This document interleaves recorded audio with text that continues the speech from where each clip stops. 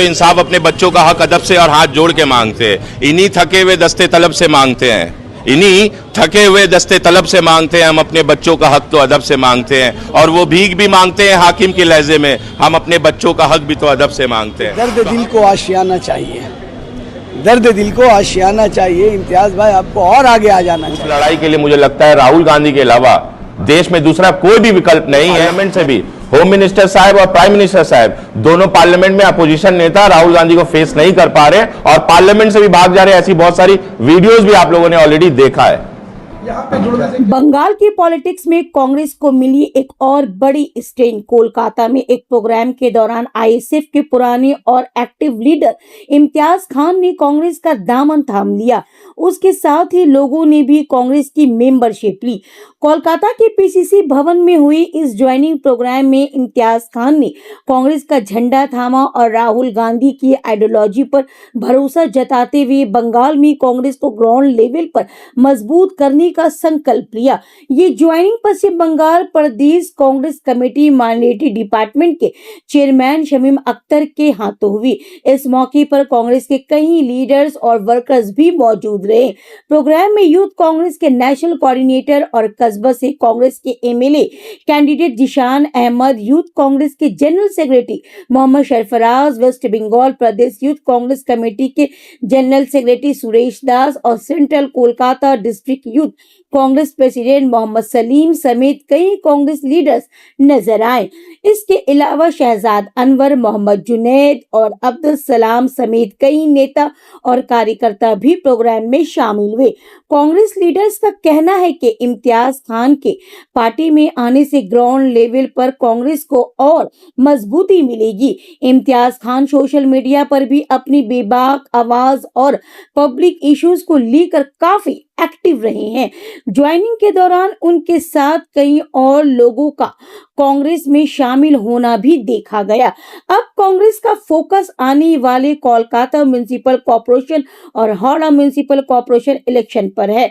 ऐसे में देखना होगा कि ये नई ज्वाइनिंग बंगाल में कांग्रेस की सियासी ताकत को कितना बढ़ाती है। मैं इम्तियाज भाई के लिए यही कहूँगा कि दर्द दिल को आशियाना चाहिए, दर्द दिल को आशियाना चाहिए। इम्तियाज भाई, आपको और आगे आ जाना चाहिए।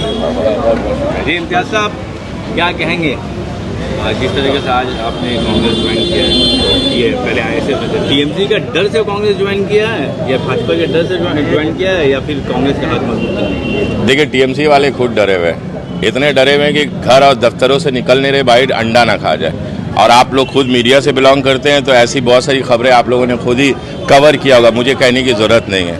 और मैं कुछ तृणमूल में था नहीं, मैं आईएसएफ में था, और जब आईएसएफ में था डंके की चोट में था।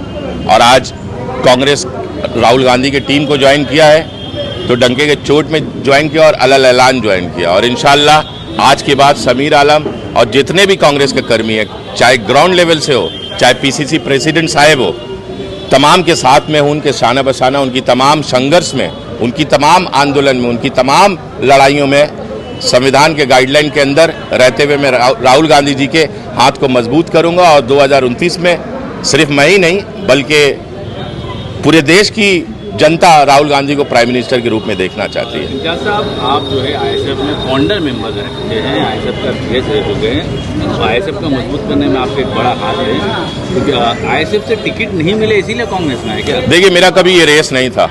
आप आईएसएफ में भी देख लिए और अभी कांग्रेस में भी आप देख लीजिएगा। हर इंसान का एक सोच होता है, एक विचारधारा होता है। देखिए, दो तरह की पॉलिटिक्स होती है, एक होती है एडमिनिस्ट्रेटिव पॉलिटिक्स, एक होती है इलेक्टोरल पॉलिटिक्स। इलेक्टोरल पॉलिटिक्स में जिन लोगों को अभी देखिए, जो 3 तारीख के पहले और 3 तारीख के बाद जो सियासत जो कह रहे थे कि ममता बनर्जी जिंदाबाद 3 तारीख तक, और 3 तारीख के बाद 4 तारीख को कह रहे हैं कि मैं खफा हूँ, मैं नाराज हूँ, मैं आइडियोलॉजी से मैच नहीं कर रहा, मुझे पार्टी में दबाया जा रहा था, बला बला बहुत सारे ऐसे इल्जाम सच्चे और झूठे लगे।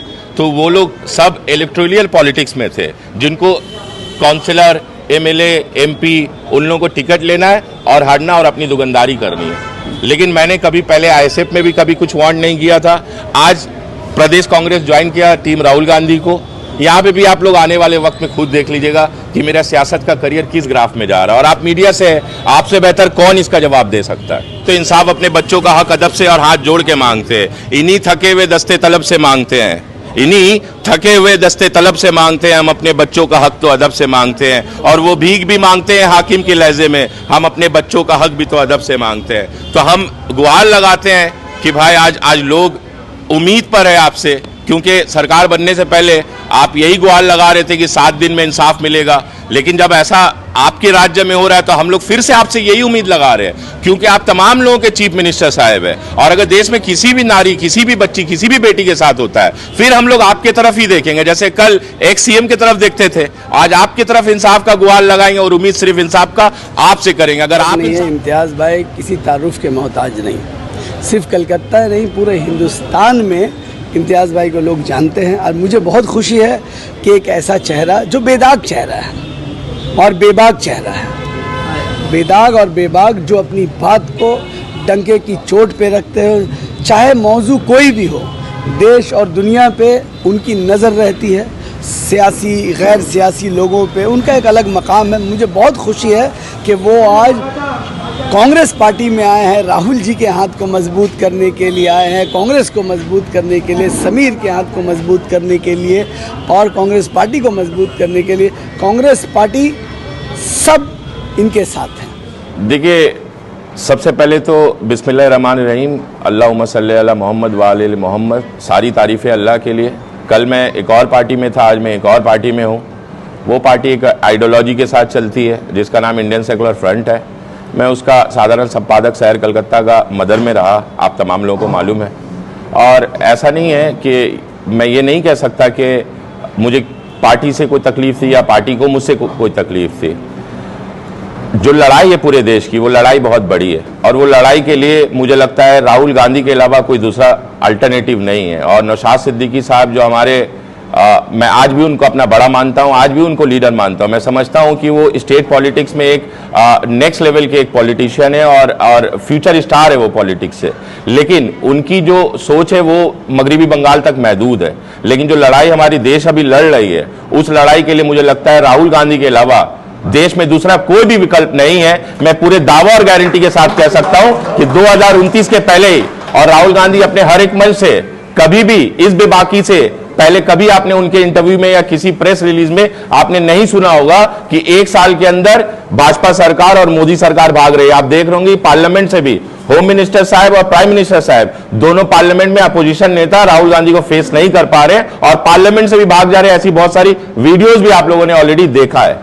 यहाँ पे जुड़ने से क्या लग रहा है कि आपको ज्यादा ग्राउंड मिलेगा, लोगों को ज्यादा इन्फ्लुएंस कर पाएंगे? देखिए, बहुत अच्छा सवाल आपने किया है। आईएसएफ से अलग लेने का मेरा रीजनिंग यही है।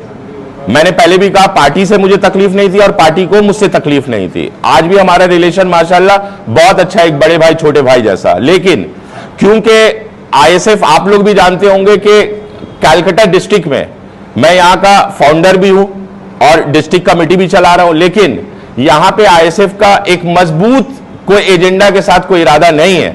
पिछले कुछ सालों में आपने देखा कि इलेक्शन के दौरान भी मैं इनएक्टिव रहा क्योंकि कोई कैंडिडेट नहीं था। अगर सेम सिचुएशन इस कमिंग वार्ड इलेक्शन में अगर हो, समझ गए, उसके लिए आप एक ही चीज देख सकते हैं कि हर वार्ड में कांग्रेस का ही झंडा नजर आ रहा है और कांग्रेस के ही लोग नजर आ रहे हैं और कांग्रेस का ही वोटर नजर आ रहा है, कांग्रेस का ही कार्यकर्ता नजर आ रहा है, कांग्रेस के चाहने वाले कांग्रेसी जिसे कहते हैं। बहुत शुक्रिया और खैर मकदम करते हैं हम इम्तियाज़ खान साहब का, जो आज कांग्रेस परिवार में शामिल हुए। और हम लोग कोई बड़े लीडर नहीं है, बल्कि हम लोग कांग्रेस के एक सिपाही हैं, राहुल गांधी के सिपाही हैं।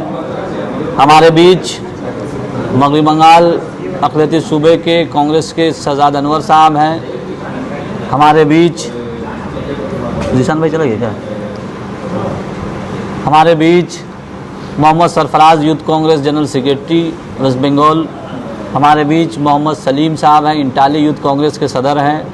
हमारे बीच में जुनेद अली छात्र परिषद जनरल सेक्रेटरी है। सेंट्रल कोलकाता माइनॉरिटी डिपार्टमेंट के अब्दुल सलाम हैं। मैं इनको मुबारकबाद इसलिए पेश करता हूं कि आज उन्होंने कांग्रेस परिवार में शामिल होकर कांग्रेस के हाथ को, माइनॉरिटी डिपार्टमेंट कांग्रेस को मजबूत किया है, राहुल गांधी जी के हाथ को मजबूत किया है। और जो एक कांग्रेस पार्टी, जैसा कि राहुल गांधी जी कहते हैं कि 2029 से पहले ये भाजपा के साथ आर पार की लड़ाई है, इस लड़ाई में हम सब शामिल होंगे और आगे आइंदा दिनों में हम लोग सब मिलकर फिरका परस्त ताकतों के खिलाफ, जिन्होंने जंग आज़ादी में जिनका कोई रोल नहीं रहा, आज वो देशभक्ति का सबूत मांगते हैं। मैं कल भी एक पब्लिक मीटिंग में कह रहा था कि अक़लियती के लोग ज़्यादा कांग्रेस में ज्वाइन कर रहे हैं।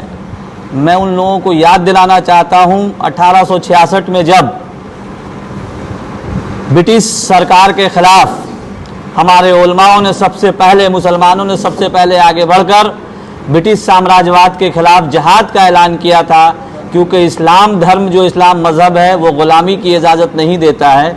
इसलिए उस वक्त के उलमाओं ने इस मुल्क को आज़ाद कराने के लिए, मैं फिर कह रहा हूँ, इस मुल्क को, हिंदुस्तान को आज़ाद कराने के लिए बढ़ चढ़ कर हिस्सा लिया था। उसी कड़ी में आज पूरे बंगाल में कांग्रेस पार्टी और अक़लियती कांग्रेस डिपार्टमेंट बढ़ चढ़ कर हिस्सा ले रही है। बहुत बहुत शुक्रिया आप प्रेस भाइयों का। कांग्रेस का लहर जो है शुरू से है, 4 तारीख से पहले भी कांग्रेस का लहर था और मैं अक्सर ये बात बोलता था कि झंडा और डंडा दोनों आसनसोल तक और आसनसोल के बाहर पूरे हिंदुस्तान में सिर्फ और सिर्फ कांग्रेस का ही रहेगा।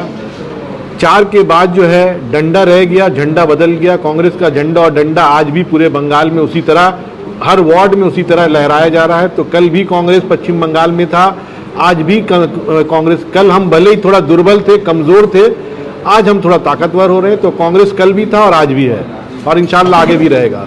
इम्तियाज खान जैसे और एक 2 भी होता है, एक और एक 11 भी होता है। तो एक के जुड़ने से हम लोग 11 देख रहे हैं, बहुत लोग उसको 1 और 1 2 भी देखेंगे। तो हर लोगों को अल्लाह ने अपनी एक ताकत दी है समझाने की और समझने की। तो इम्तियाज़ भाई को भी हम लोग पहले देखते एज अ यूट्यूब इन्फ्लुएंसर भी हैं, तो बहुत लोग उनको फॉलो भी करते हैं। और क्योंकि अब एक मकसद के तहत हम लोग काम कर रहे हैं कि आने वाले 2029 में राहुल गांधी जी को देश का प्रधानमंत्री बनाना है और सारे फिरका परस्त पार्टियों को जो है जड़ से उखाड़ करके फेंक देना है।